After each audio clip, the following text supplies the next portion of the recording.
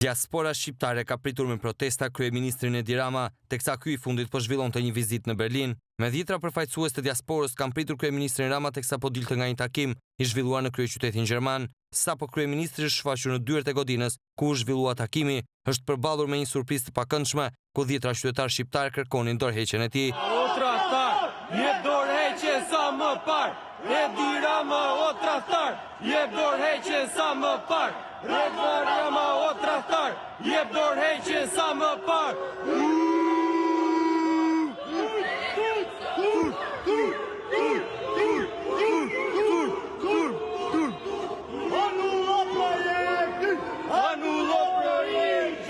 Anulloj ligjin, anulloj ligjin, anulloj ligjin, anulloj ligjin, ligjin, ligjin, anulloj ligjin. Oj,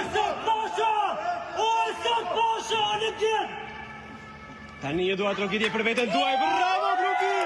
Bravo, jeni të papar! Prej javësh, protestës masive që po zhvillohet në Shqipëri, i është bashkuar edhe diaspora me protestat mbajtura në Shtetet e Bashkuara të Amerikës, Europë dhe Australinë e Largët.